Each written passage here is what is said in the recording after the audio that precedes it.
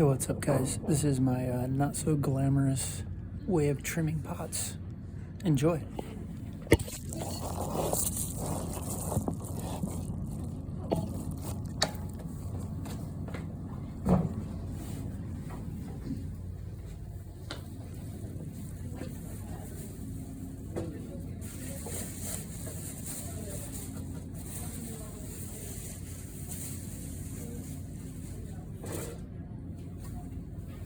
Okay, it is a little glamorous for sure.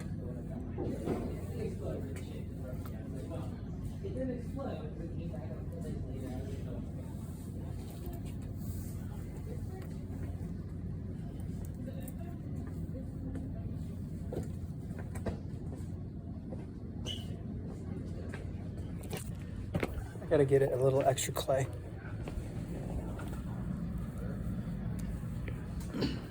Okay, that's dry enough. You don't want it too wet. Let's get a trimming tool.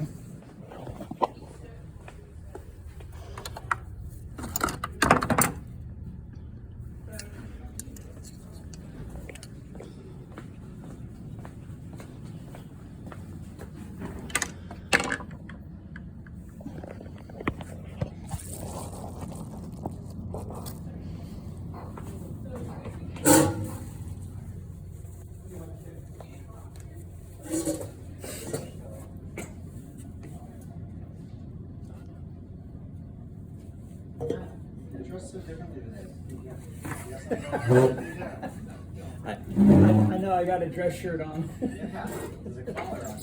I know. I'm wearing. Yeah, I know. You're wait. You're wearing a collar. I had like a thing today where it was we were looking up student what the heck? What did I learn today? So we had like a walk around. We're doing a Student AI. yeah. No, hold on. Let's do a quick review. If you got your video, it's good. Huh? If you have your video going, it's all good. No, I don't care if we're talking during this. It's okay. And people know I'm a real person. You know, it's like not.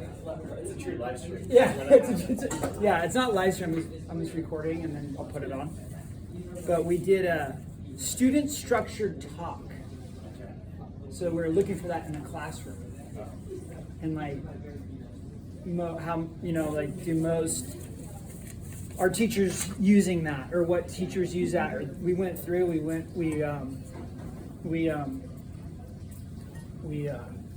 use rolled balls of clay like this. That's what I do. And then I do a coil. I'm just talking to John here. Like what classes do they have student structured talk and using like academic language, you know, in English, history, psychology, and even like art has their own linguistics, you know? So then it got me to think, okay, should I be doing this? How can I do this? Would the students benefit from this using, you know, like it's kind of self-reflective. And then like the department heads were walking around. We walk around and see that in other classrooms, and then the idea is to, you know, incorporate it into our own expertise, you know? But I'm thinking about like, okay, I use art terminology, but would it be beneficial for me to hand out a vocabulary sheet? I mean, in college they do that. That's one of the first things they do is they like give you a vocabulary sheet, art terms. Yeah. And one thing that I didn't learn in high school, probably because of my own like laziness, you know, was the elements of art. Like I memorized those when I became a student, like a teacher in art. BEM cup. What? BEM cup. BEM cup? Balance, emphasis, movement. Oh no, contrast, those unity, are the principles of design. Oh, okay. I haven't memorized those. but the elements of art I have memorized. I have a little like, it's line, well it's line, I use space, the way I do it is space, you have to have a space, line, shape, you use a line to create a shape transforms into form, and then value, and then color, and then texture. So there's 7. Space, line, shape, form, value, color, texture. And repetition is the other one, design. Yeah, so the elements of art are present in every single piece of art, no matter what. You can break them down into that, which I don't do. I don't do that. I do that with my advanced kids. Like we'll talk about that, but I've never been like. I think at the beginning I was like, I don't think I've ever been like, here's a vocabulary sheet. I think I've just been like using the terms, like let's make art. But I think it might be beneficial if I did that, and maybe some kids like, it would help. Well, especially if they're visual and they see like all the words on paper. Or just like, some people will learn better that way. So why not like? Yeah. So why not like do that? I mean, at least it's worth a try to see what happens, and then showing kids how they can critique a work of art. That's a hard one. Because there's this book. It's called Art Talk, and it's been around for a really long time. I don't know how long, but it's rad. I have it over there if you want to check it out. But I mean, I've never done it. I've always been like, man, I should do this. Like, because I think even if kids don't become artists, they can go into a gallery or go to a museum and look at a work of art and learn how to break it down. And because I know how to do it, it's just like. Just because I know how to do it doesn't like if I know how to do it, I should teach them. I really should. You know what I mean? So. Yeah. Some of it too, I think like what I'm noticing right now is high school students like they come to you to say like, oh, is this good or not? Yeah. And that's like my first thing with like when you become a critic, you have to have your own judgment, Yeah, that's for sure. That's hopefully it's like what that Yeah. teaches them. Yeah, for sure. Ooh. Yeah. Amazing. Specialty moon cake bakery. Dang. How are you guys teaching your class without clay? How are you doing class tonight? What do you mean? Tonight's the last class Oh. for these guys. We're doing our last class tonight, and then next week we start a new class. Let's do it, Tim. Yeah. So you have a new class tonight? Wait, you have your new class tonight? Yeah. Do you have clay? No. What? Yeah. Okay, this is what you need. Do you have any clay? I have, yeah, I'll cut. Just cut it up, cup a bag, and go, hey, we're making pinch pots, or we're throwing on the wheel. Just cut up a couple bags, because that's what we were gonna do before we figured out like, oh, okay, Yeah, I gotta do the lecture too. intro lecture. I'll talk about the elements of design. Talk about the elements of art and the principles of design. Yeah. Steve Davis on and gets super technical. Wait, who's Steve Davis? The guy that formulates all the clay and everything at Art. Oh. And my adult class, there's some girl who has never touched clay before. She asked him, hey, why is this clay red and why is this one white? He went into this dissertation on the chemistry of, oh my God, I was like, I don't even know what you're talking about. This brand new student. I was just going to go. That's rad. Leave it. That's cool that he went into it. You guys, Did I tell you I got clay from, did I tell you guys I got clay from Ventura? Ventura. Ventura, I went to the city of Ventura, and there's this little like secluded beach out there, and there's all these trails, and there was just like, clay everywhere, just chunks and chunks of it. So I got like 2 bags full. So yeah, I want to try that out. you're set for the first. Yeah, Striker's like he's been coming back with these rocks and stuff. I'm like, dude, I gotta get some clay. And I still haven't processed that Sumeg clay. Gotta do it. That white stuff. Yeah. Oh my gosh, it's out there somewhere. I went to Sumeg, we got some clay. Dude. I gotta go. Okay, later. Yeah. I have them on too. Okay. I need to have normal life before my next class. Yeah. But yeah, another Steve Davis joke is that And he's the aardvark guy? Like, he's like behind the scenes doing the formula. oh, he makes the clays? Yeah. Oh. But see, he got on a binge of learning about like the evolution of like dirt on the planet. So That's rad. I remember him breaking that out one day to a person coming in. He's like, well, we actually all started in the Paleolithic era. That's so cool. And he just started going in. He's like, it all happened because we had an ice age, and then this happened, and that. That's so cool. You know, we had to start like the poor customer fight. Oh, wait, you have class tonight? Yeah. Okay. Wait, is your first class? So how come he has you starting different than us? Okay, so what Garrett and I want to do, and I'm pretty sure you'll be on board, is we're gonna make a calendar for next year for Jason. We're gonna make a calendar so we're teaching when the kids are in school. They're out, we're out. Yeah. Because it's like we're not on that schedule right now. It's like when they're out and then we keep going 2 weeks after. You know what I mean? So The hardest part about this job is that there's no one that can cover you. It's like, you know what I mean? yeah, I mean, So you're gonna sub. I would, yeah, getting the subs difficult.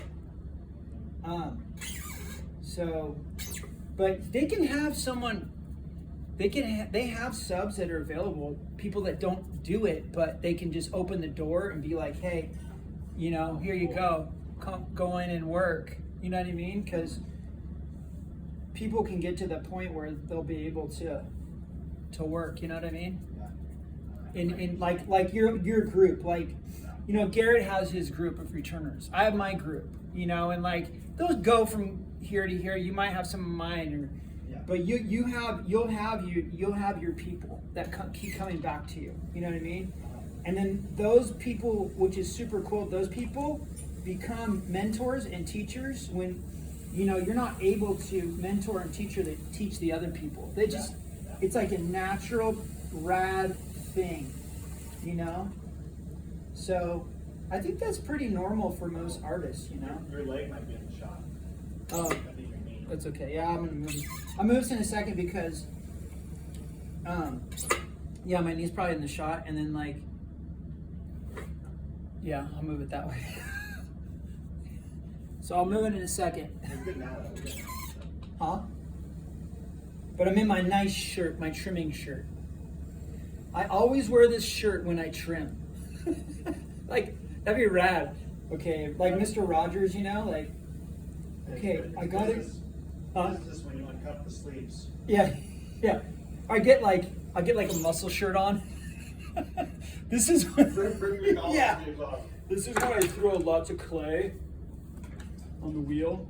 Yeah, but anyway, we were going through and we were, you know, doing that today, which is, I mean, it's hard to go like, oh man, I should be doing this, or like when I really don't want to, but if the kids are going to benefit from it, then why wouldn't I? For my students. Yeah. Okay. How am I going to do this? There, bro.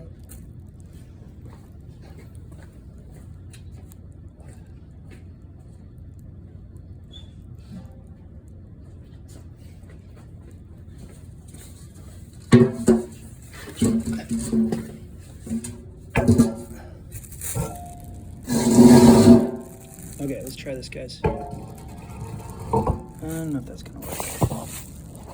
Oh, zoom out. There we go.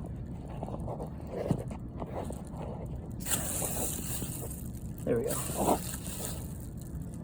Now let me show you guys how I'm holding up the camera. So the camera, I'm putting it between this bottle and that. And where's that wrench thing I had? I'll put this block behind the bottle to hold it up. Okay, there we go. Hopefully that's good.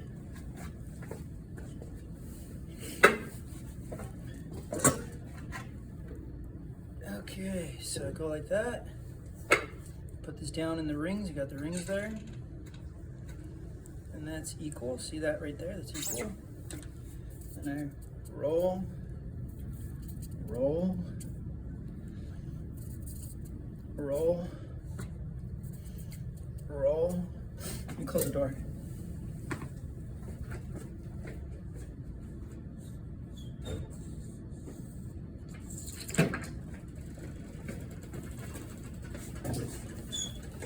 Okay. And then I roll a coil, fat coil, fat coil, fat coil, fat coil, and I call these slugs.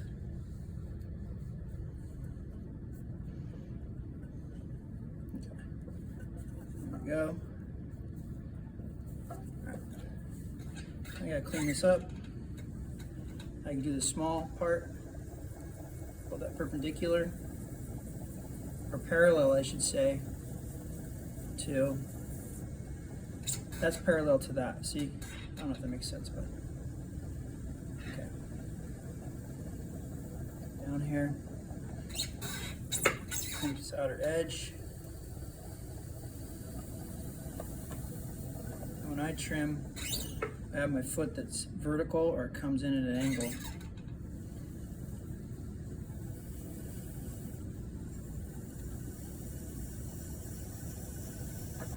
Round that out.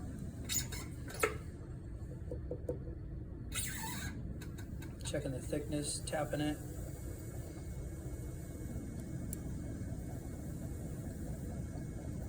Press down and hold. Press down and hold. Hold.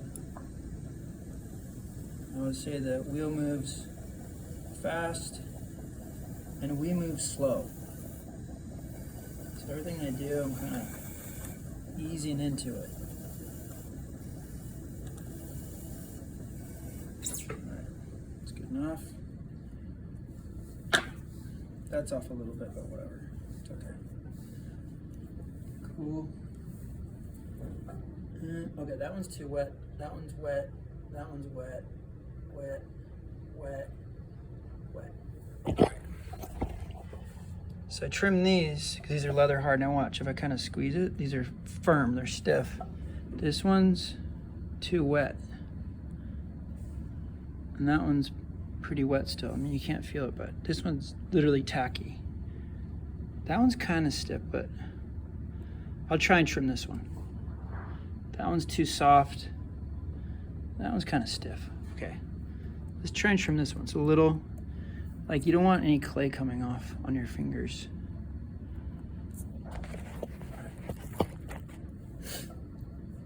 That one's too wet, I think. Yeah, it's sticking still. That's too wet.